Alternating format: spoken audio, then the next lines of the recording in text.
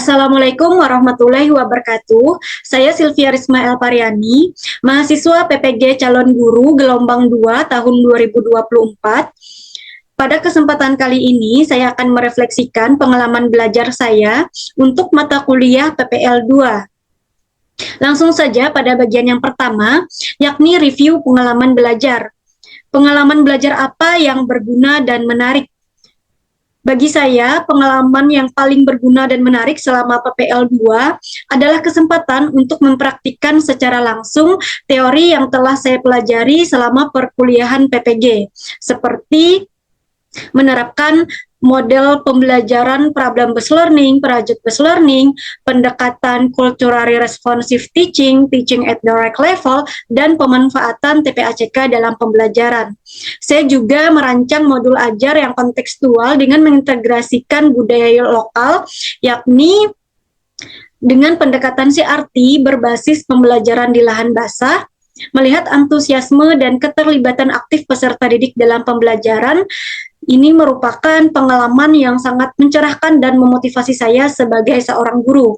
Selain itu, proses adaptasi dan mencari solusi kreatif di tengah hambatan dan tantangan yang saya hadapi juga menjadi pembelajaran praktis yang sangat menarik dan relevan dengan realitas mengajar yang akan saya hadapi di masa yang akan datang. Kemudian, pertanyaan kedua, pengalaman belajar apa yang berguna tetapi kurang menarik? Bagi saya, pengalaman yang dapat saya kategorikan pengalaman yang berguna tetapi kurang menarik adalah aspek penyusunan detail administrasi pembelajaran, seperti melengkapi seluruh komponen modul ajar secara rinci termasuk menyusun rubrik penilaian dan pedoman penskoran yang sangat detail untuk berbagai jenis asesmen. Memang aktivitas ini sangat berguna untuk memastikan kelengkapan perencanaan dan objektivitas penilaian, namun saya merasa proses ini kurang menarik dibandingkan dengan interaksi langsung dalam kegiatan pembelajaran dan juga momen refleksi yang dilakukan dalam pembelajaran. Kemudian pertanyaan ketiga, pengalaman belajar apa yang menarik tetapi kurang berguna?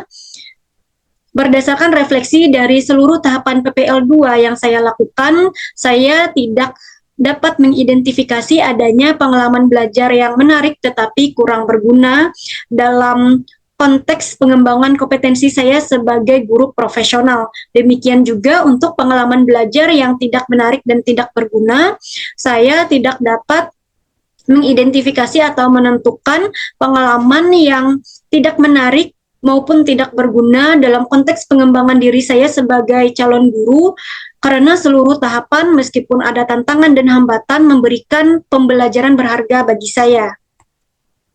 Kemudian masuk pada bagian refleksi pengalaman belajar. Pertanyaan pertama, apa yang telah terjadi?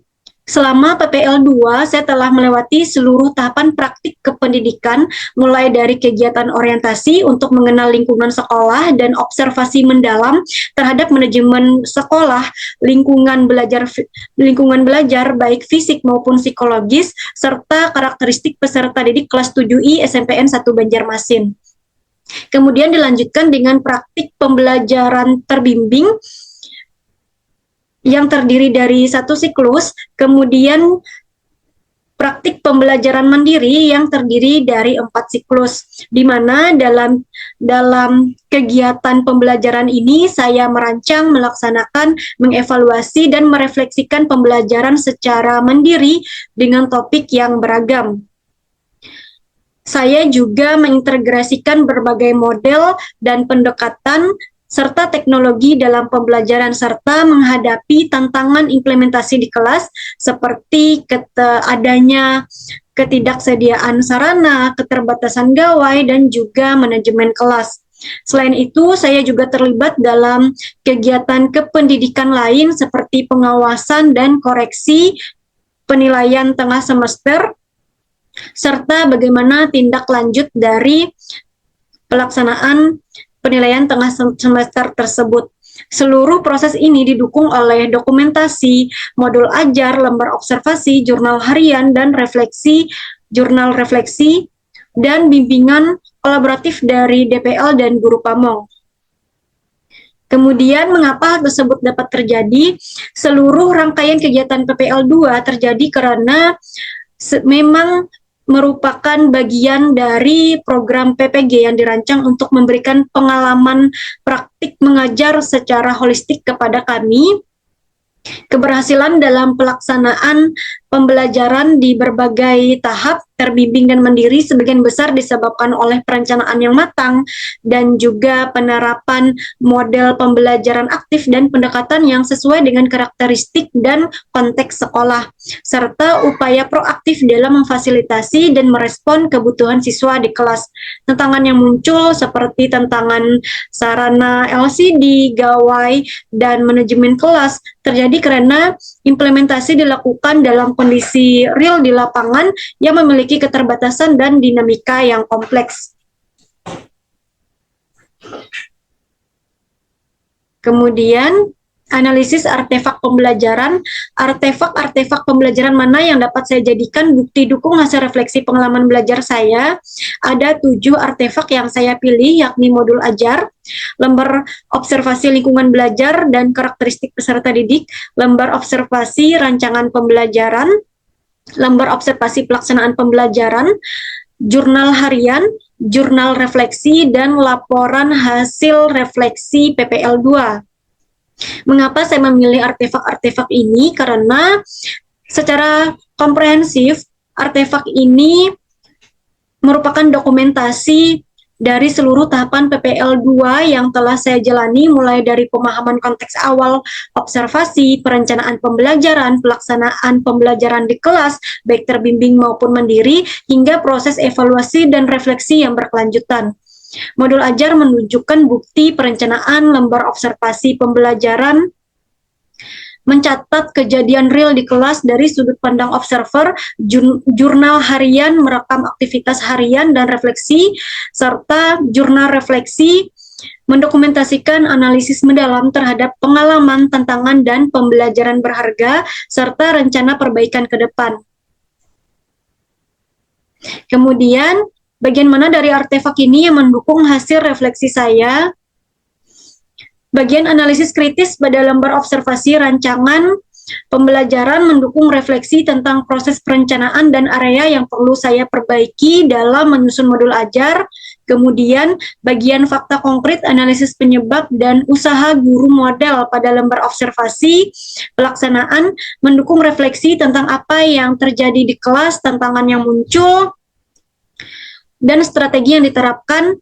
Bagian pembelajaran berharga apa yang dapat Anda petik pada lembar observasi pelaksanaan, dan bagian review pengalaman belajar, refleksi pengalaman belajar, serta rumusan hasil refleksi berupa pembelajaran bermakna pada jurnal refleksi, mendukung refleksi tentang pembelajaran berharga yang saya peroleh. Kemudian, perasaan saat mengalami hal tersebut dan perubahan cara pandang atau cara berpikir atau praktik mengajar. Kemudian bagian hasil observasi dan interpretasi hasil observasi pada lembar observasi lingkungan belajar dan karakteristik peserta didik mendukung refleksi tentang pemahaman konteks sekolah dan siswa sebagai dasar perencanaan. Yang terakhir adalah seluruh entry pada jurnal harian mendukung refleksi mengenai kronologi aktivitas harian,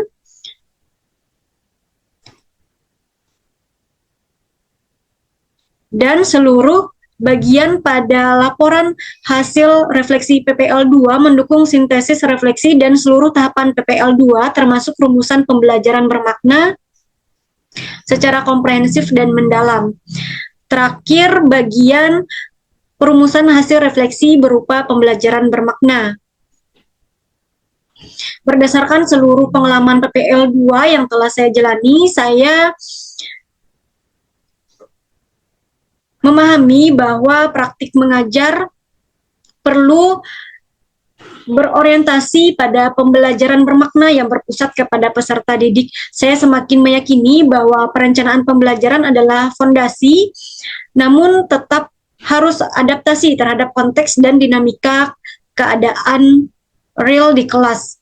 Kemudian di masa depan saya akan secara konsisten mengintegrasikan analisis karakteristik siswa dan lingkungan sekolah sebagai titik tolak perencanaan, memastikan materi relevan dan kontekstual dengan kehidupan serta budaya lokal peserta didik saya.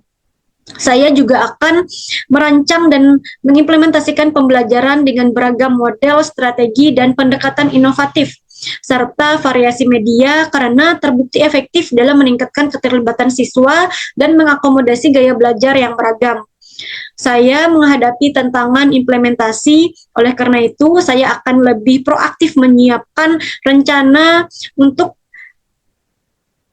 keadaan yang tidak terduga dan strategi manajemen kelas yang lebih komprehensif termasuk teknik transisi, ice breaking, dan pendekatan personal atau diferensiasi untuk memastikan partisipasi aktif semua peserta didik dan mengelola perilaku di kelas secara efektif namun tetap positif. Saya juga akan terus mengembangkan kemampuan dalam merancang penilaian dan menggunakan data evaluasi secara optimal untuk perencanaan tindak lanjut yang terdiferensiasi. Terakhir, saya akan menjadikan praktik refleksi dan evaluasi diri sebagai bagian yang tidak terpisahkan dari profesi saya, yakni seorang guru. Saya akan senantiasa belajar dari setiap pengalaman untuk meningkatkan kualitas pembelajaran secara berkelanjutan demi memfasilitasi tercapainya potensi maksimal setiap peserta didik saya. Demikian refleksi untuk mata kuliah PPL 2. Saya akhiri. Wassalamualaikum warahmatullahi wabarakatuh.